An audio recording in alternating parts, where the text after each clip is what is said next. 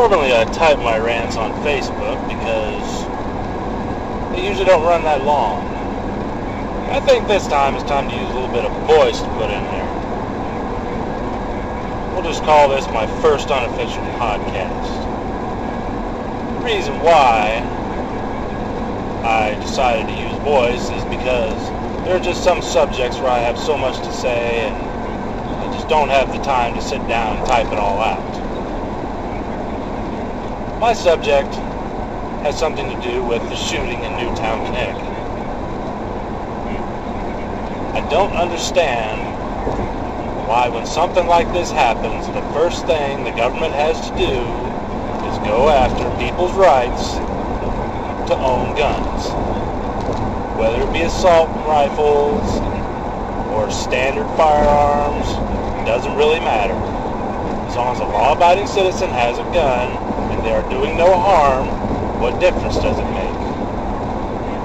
I guarantee you, if Adam Lanza had somehow gotten in that school and been a skilled swordsman and killed all those people with a samurai sword, we wouldn't be hearing anything about guns, would we? And I guarantee you they wouldn't be pushing legislation to ban swords.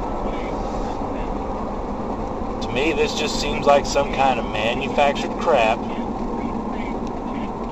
Just another reason to try to control who owns firearms and who doesn't. I just don't understand why, well, I do understand why the government wants to take away our Second Amendment rights. The government doesn't like the fact that people can own weapons, let's face it. The thought of someone owning a gun and being able to stand up for themselves scares them. Because after all, it just doesn't make sense for normal people to have guns. They have the government to protect them. You know, why kill the man that's breaking into your house trying to rape you or harm your family when you can just wait on the police after everybody's been raped and murdered and your house has been robbed? You know, no problem with that, right? Why even debate it? It just kills me, all these people that get behind it too. It's just unbelievable to me how easy people can be smoked by this shit. First thing that people think, oh God, there's just too many guns out there. There's too many guns. If you ask me, I don't think there's enough guns. If that principal would have had a handgun in a small gun cabinet in his office or a safe, I guarantee you he could have drew down on that guy and ended it with very little casualty. Because after all, when the first responders showed up, what did he do? He killed himself. So come on, let's be real. And then to top it all off, our glorious president goes on TV, you know, and all the media people are just fawning over him, how sincere, and oh, there was a tear when he spoke. I've never seen such a crocodile tear in my entire life. If you're being sincere, you don't have to read from a piece of paper. You don't. I would think that a man who has 2 kids himself would be able to speak from the heart on how he would feel if that were his kids in that school being gunned down. But once again, we get teleprompter Barry. Except this time, I guess, it was no paper Barry. But either way, 6 one, half dozen the other.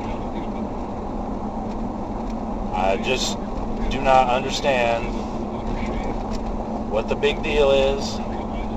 And then they totally dismiss the fact that this Lanza kid was already messed up in the head. You know, it's got to be video games or the fact that his parents own guns. You know what? I've been around guns ever since I was 11. Been shooting them ever since I was 11. I love guns. I have quite a few of them myself. I see no problem with having guns. As long as you know how to use them, them in a safe and legal manner, there should be no limit to what kind of guns you can have. I just, for the life of me, can't figure out why everybody else can't figure that out. But when something like this happens, what do? They blame video games, they blame TV, they blame guns. They don't stop to think that the kid was already messed up in the head to begin with. They don't stop to think that over the years, we've gone from a system that would have had him committed on the spot if his parents would have thought he was a threat to society. But now we have medicine. As long as he takes his medicine, he'll be just fine. Yeah, look how well that worked out. People just don't understand, when you screw the system around the way they have over the years, and all the mental health facilities they've closed down, all the asylums they've closed down. It is very hard to have someone committed these days. And they have supposedly medicine for every malady known to man, psychologically that is.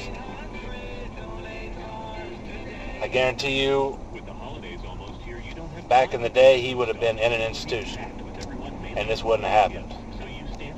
I mean, if he wasn't in an institution, he'd have been fearing being committed, so there's a good chance he probably wouldn't have done it anyway. And then, there's the factor of the parents. What role did the parents have in his life? Were they the type of parents that, showed the boy how to live in reality, or were they the type of, you're special parents? They're always telling him that you're special. You're destined to do great things. Nobody's as special as you. And then they come to find out, once they reach the age of 20, which I believe he was 20, that when it comes to real life, you are not special. Very few people have any impact on a large amount of people in this life. It's just the way it is. You're just another face in the crowd. But I often wonder how hard a toll that takes on the people that are being fawned over their whole lives and being preened and prepped by these idiot Gen X parents that don't want their children to feel like they're being left out or torn asunder.